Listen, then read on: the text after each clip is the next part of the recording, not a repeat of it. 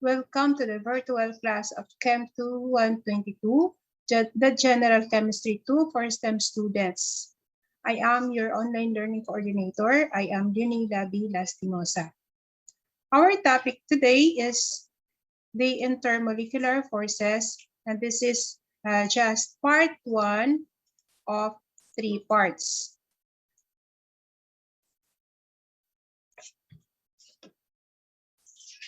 Next, we have to recall the kinetic molecular theory in our Chemistry 1. States that all matter is made of tiny particles, and these particles are in constant motion. The speed of the particles is proportional to the temperature, meaning increasing the temperature means higher, greater speed yung particles. Solid, liquid, and gases differ in distances between particles, in the freedom of particles, and in the extent to which the particle interact. That is, the particles of solid,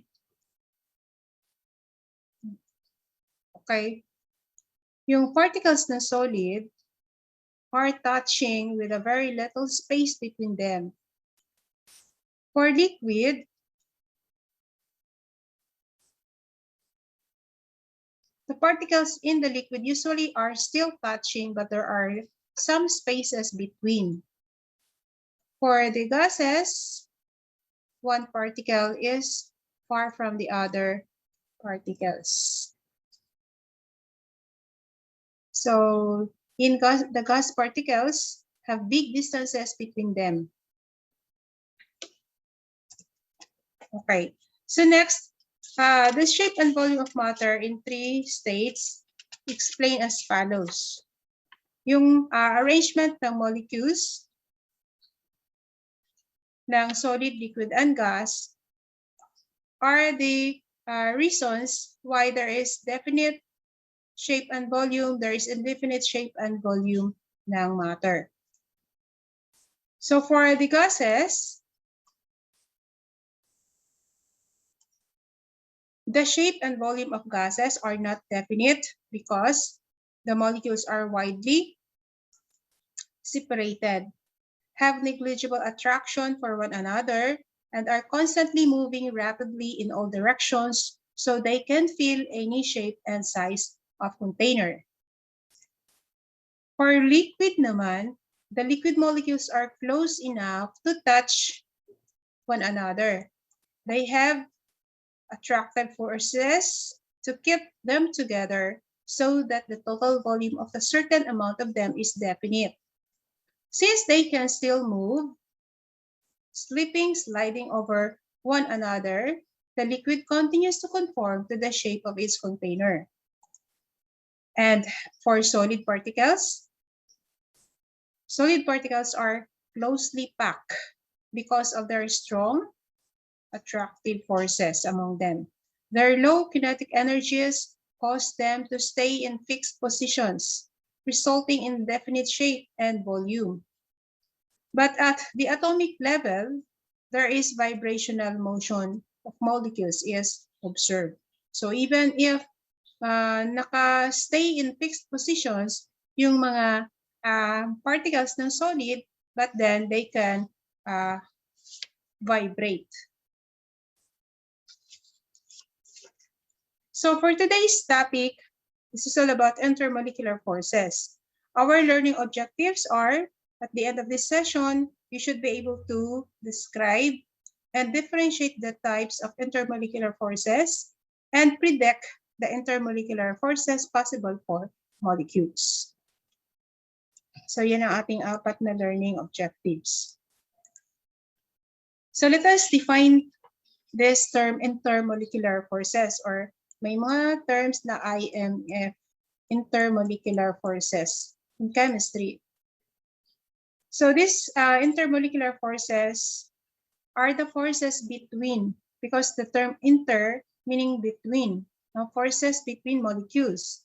The other term is intra. How is intra differ from intermolecular forces?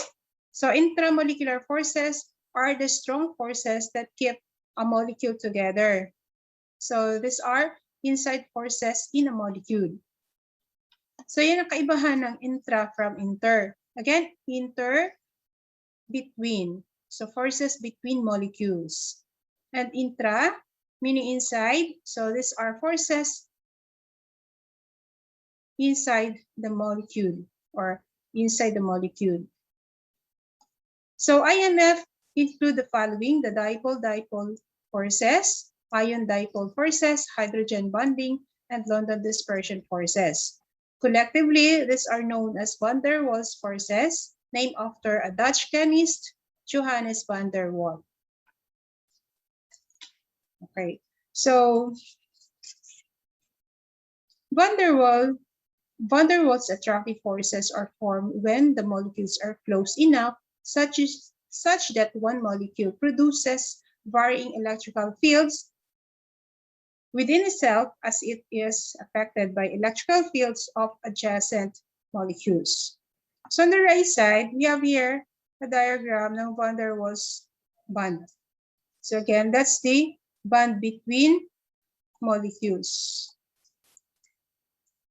So a force of attraction between a negative end of a molecule to positive end of a molecule. Okay, for the first type of intermolecular forces, rather. So this is dipole-dipole forces. So dipole-dipole interaction or dipole-dipole forces is the attraction of bond dipoles in different molecules. So these bond dipoles are arise from the unequal sharing of electrons by covalently bonded atoms.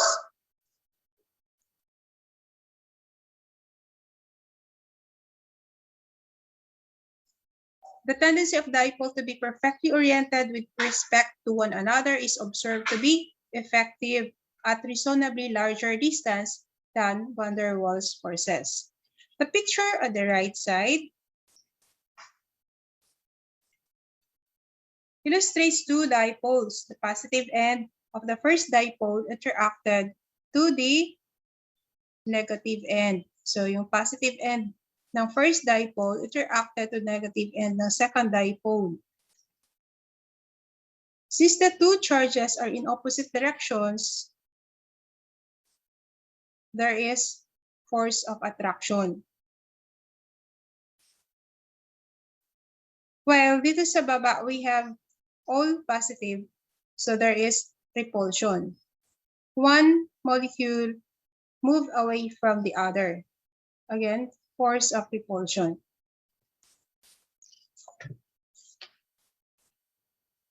What causes a dipole-dipole interaction? So dipole-dipole interaction arises due to uneven distribution of electrons in a molecule. The electrons congregate at one end of the molecule. Thus, the molecule acquires a positively negative or partially negative charge at one end and a partial positive charge at the other end. Partial negative, partial positive on opposite ends, thus making them polar. So when two polar molecules with opposite charges interact, they will naturally attract one another. So we have the following are the illustrations of the manner by which dipole-dipole forces act. We have a hydrogen chloride or HCl. This is a polar molecule. We have here a first polar molecule, second polar molecule, and third HCl molecule. No. Now, there are, sabi nga sa dipole, dalawang poles, one positive, the other one negative. Itong slightly negative end ng HCl molecule would interact to the slightly positive end ng second HCl molecule. So this is the dipole-dipole forces, the intermolecular forces outside molecule. but between molecules. So another example is the water molecule. Water is a polar solvent. So sa water, merong negative end, partially negative end yung O, partially positive end ang hydrogen. So yung interaction between O and H, intermolecule, is called dipole-dipole.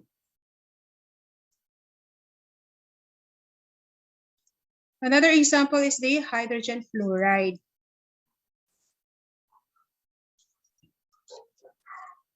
Next is the properties of dipole-dipole. So this happens between two permanent polar molecules.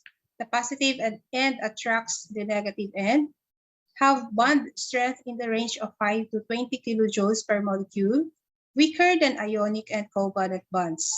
Sa mga applications ng dipole-dipole interaction, we have this yung gamit na adhesive, no, widely used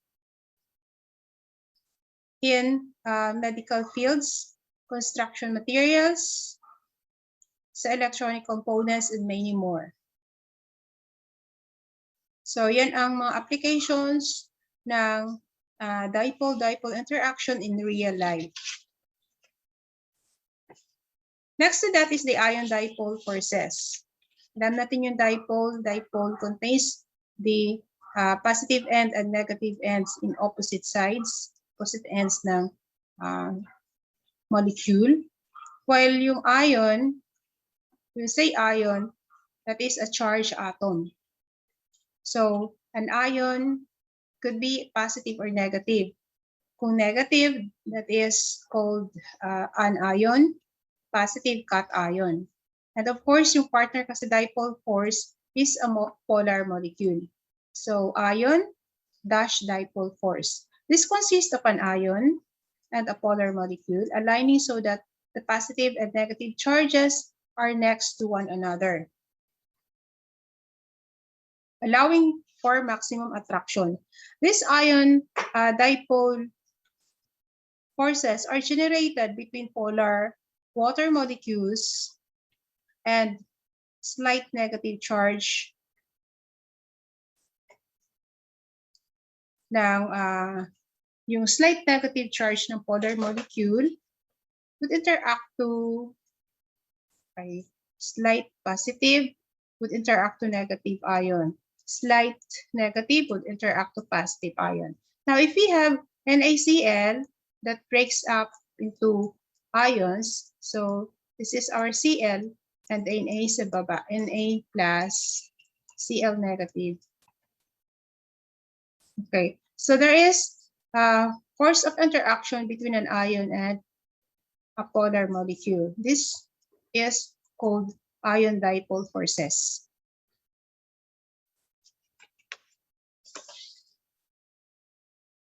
So this intermolecular forces, ion-dipole, are much weaker than the covalent bonds. Now we have here an illustration. Okay, so itong blue, itong mga blue spheres dito are a representation of oxygen. Itong pink and red are hydrogen for water molecule. Now observe that yung hydrogen, yung na-attract, yung attracted dito sa Cl kasi negative ito. While yung Na, ang na-attract ng Na ay ang oxygen. As you can see, mas closer ang O to Na and H ang closer ng Cl. Palayo si O dito kasi pareho silang sign negative. Palayo yung H dito kasi magkapareho silang positive. Similar yan dito, no? Itong blue ay mga O. Closer siya, attracted sa Na. Kasi yung Na positive, yung O is negative. That's the ion-dipole interaction.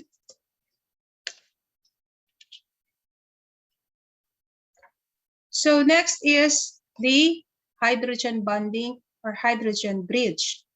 Hydrogen bonding is a special type of dipole-dipole interaction between hydrogen atom of one polar molecule and an electronegative atom of another, like O or oxygen, chlorine, and fluorine. The hydrogen bond is essential in biology and biochemistry. It is responsible for maintaining the structure of DNA molecule. Water molecule is a dipole. It has partially negative end and partially positive end.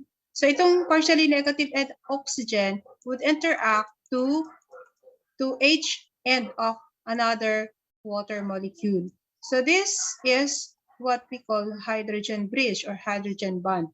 Similar yan dito. This is the hydrogen bond. Why? Because this is oxygen and yung red ay hydrogen. Ito, no? Hydrogen bond. Oxygen is negative. We have here a positive hydrogen. So again, ito ang tinatawag na mga hydrogen bridge or hydrogen bonding between water molecule. So next is London dispersion force. The London dispersion force is the weakest intermolecular forces. Weakest of the intermolecular forces. And this is temporary attractive force that results when the electrons in two adjacent atoms occupy positions that make the atoms form temporary dipoles. And this London dispersion force is sometimes called an induced dipole attraction. Simply, these are the attractive force that cause nonpolar substances to condense to liquid and to freeze into solids when the temperature is lowered sufficiently. Okay, so let us analyze this. This is fluorine molecule. So chlorine and fluorine is a nonpolar. So nonpolar molecule. So may interaction ito due to an induced dipole.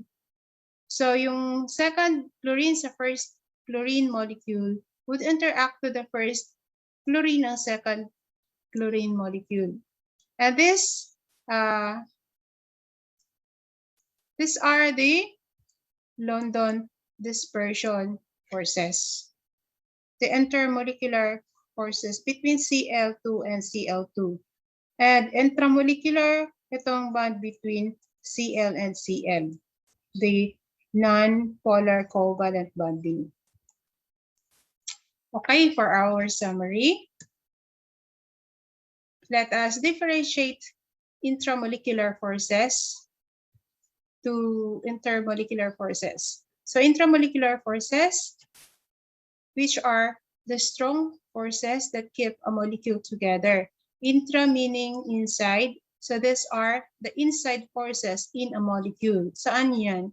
Dito yan. Itong mga dash line between H and Cl are the intramolecular, meaning inside, bonding inside the molecule.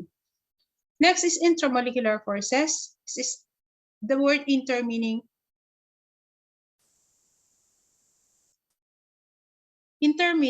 between. So these are the forces between molecules. So saan yan? Kung isang molecule ito ng HCl, another molecule ng HCl, another molecule ng HCl, saan dyan ang intermolecular? So this one. Intermolecular. Gaya nito, no? So intermolecular. Ito, again, intramolecular. Okay, so second diagram, this is our intra, and ito yung inter. This is London dispersion forces. While dito, this is dipole-dipole. Dipole-dipole is stronger than London dispersion because the dipole-dipole consists of permanent dipoles sa mga polar molecules. Ito, induced lang kasi ito. That's why weak interaction yung London dispersion. For the intermolecular forces types, this includes the following: dipole-dipole forces. This is the attraction of bond dipoles in different molecules. Second is the ion-dipole forces, consist of an ion and a polar molecule aligning so that the positive and negative charges are next to one another, allowing for maximum attraction. Next is hydrogen bonding. This is a special type of dipole-dipole interaction between the hydrogen atom of one polar molecule and an electronegative atom of another. And lastly, the London dispersion forces is sometimes called an induced dipole attraction. And this is the weakest among the intermolecular forces. These intermolecular forces are also known as van der Waals forces, named after Johannes van der Waals in 1837 to 1923. So that's all for today. Thank you so much for attending our virtual class.